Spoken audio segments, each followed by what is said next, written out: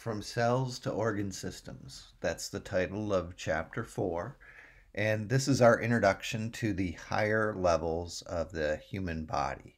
We're going to describe the tissues, the four basic types of tissues, and going to describe the simplest organs, membranes, and in particular the skin. And so there's some terminology associated with that.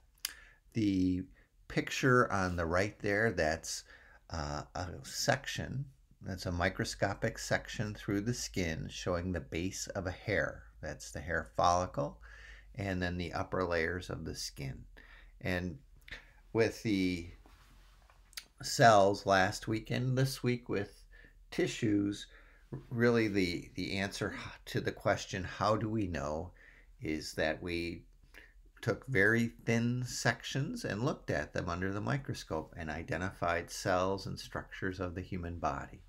And so this is how we identified the tissues. And so there's again, on the right there's a glass slide. And so what they would do is take a biopsy, a little piece of tissue, and they would slice it very, very thin and then mount it on the microscope slide and cover it with a cover slip, and then stain it so that we could look at it under the microscope. And what they found is that human organs, muscles, virtually everything were groups of similar cells. These cells looked similar, they were close together, and they were all doing the same thing. And so these were identified as the tissues, a group of cooperating cells. And there were four basic types of tissues: epithelial, connective, muscle, and nervous tissues. These tissues combine to form organs, and so we can identify structures in the body as one of these four tissue types, or being composed of one of these four tissue types, and then maybe several tissues together combining to form an organ. In each of these groups of tissues, there are many, many individual tissues.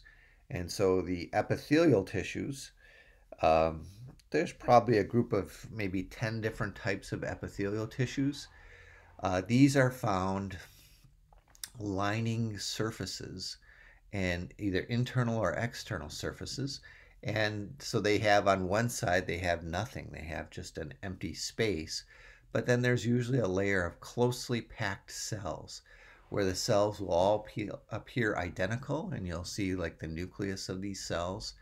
And then underneath these cells, you'll find a secreted layer called a basement membrane. And it's a protein that attaches the cells to other tissues, usually connective tissues. And so all internal and external body surfaces are lined with epithelial tissues, whether it's our skin, the surface of our digestive tract, the airways leading to our lungs, our urinary tract. These are all lined with epitheliums. The epitheliums may have one or more layers of cells. Sometimes the cells are different shaped.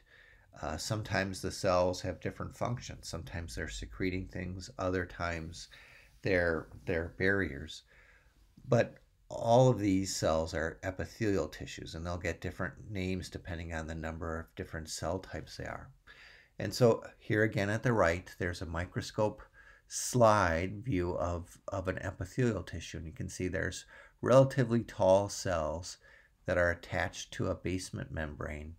And there's an upper and a lower layer with a free surface in between them.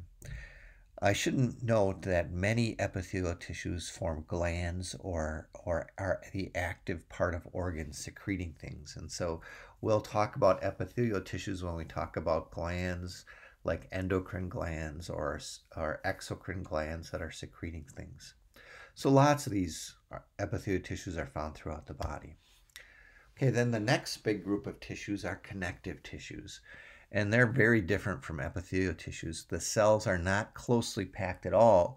In fact, when you looked at an epithelial tissue, what you see is some sort of non-cellular material, a fiber or a solid or sometimes even a liquid. This is referred to as a matrix.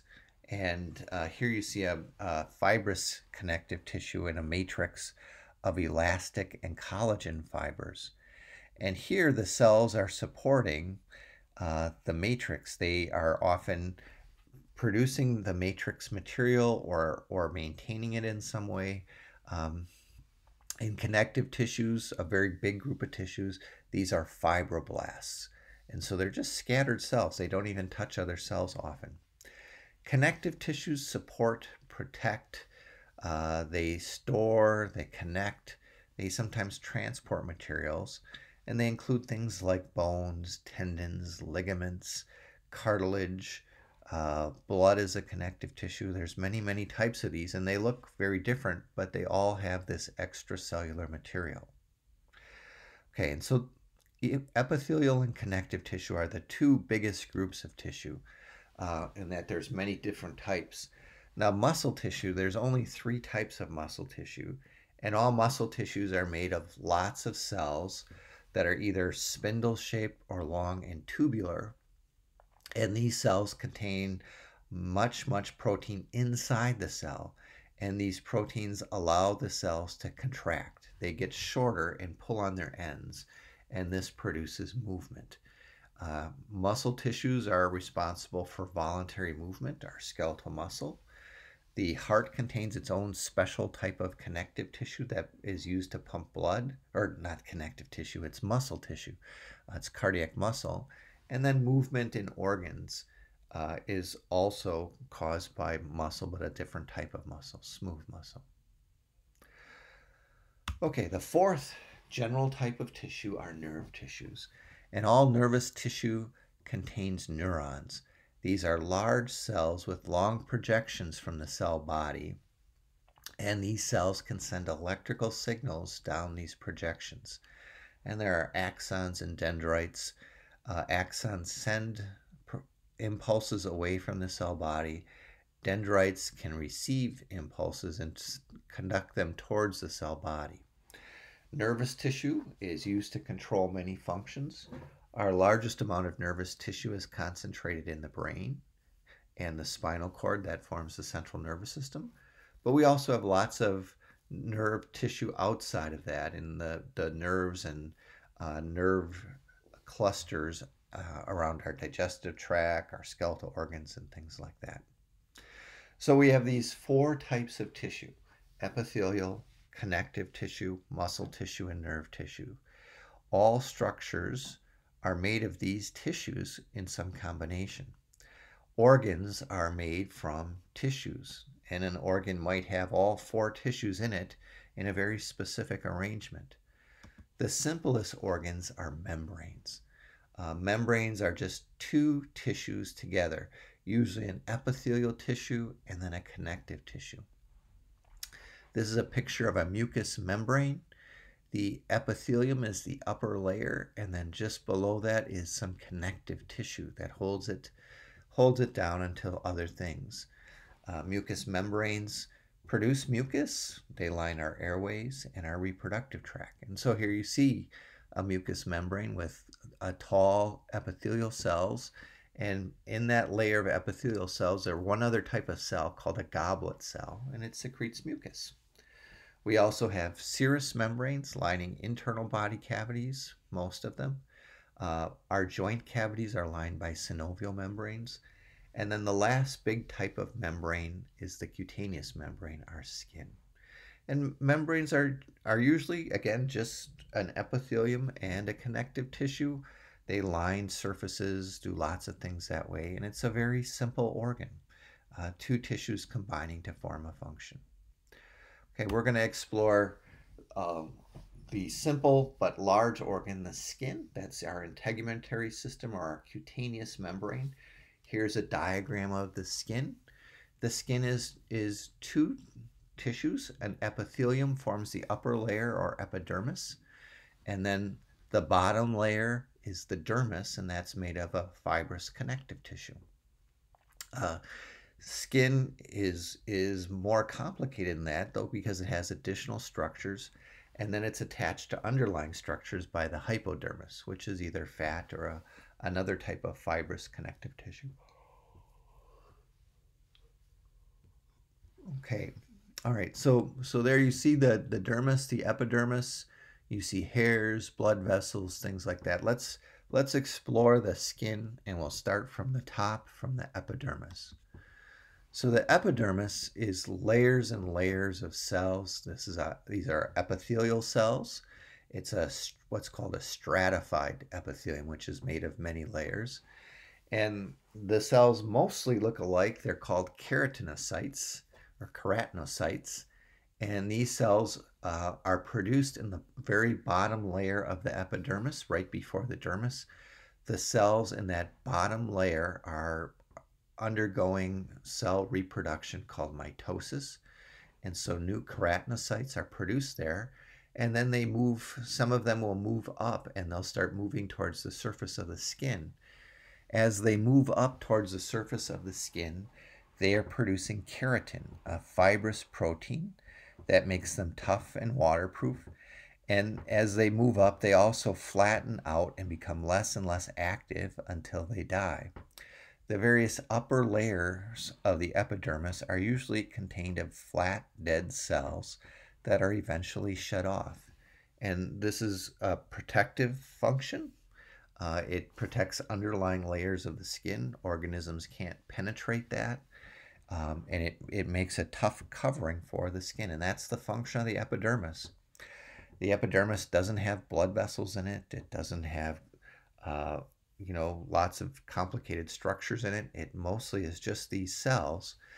The one thing it does have is it does have a second type of cell called melanocytes. And these cells are scattered in that basal layer of the skin, and they produce a pigment, melanin, and that protects us from sunlight. It protects us from that light penetrating the deeper layers of the skin. The melanin is actually transferred to the keratinocytes, and so those keratinocytes will all contain melanin, but it's all produced by the melanocytes. And so those are the second most common type cell in the epidermis. Okay, below the epidermis is the dermis. And the dermis, I mentioned, is a connective tissue. It contains lots of collagen fibers and elastin fibers. And this dermis is a thicker layer than the epidermis. So here you have a photo of the skin, and they show the epidermis on top with the very dead layers of cell at the very top. And then there's a thick layer of dermis. The dermis itself, the upper layer of the dermis, is very irregular. These are the dermal papillae. This is what gives the epidermis some grip. It also provides ridges like that form our fingerprints. And then below this is mostly collagen, lots of blood vessels. This can control heat loss through the skin. There are hair follicles.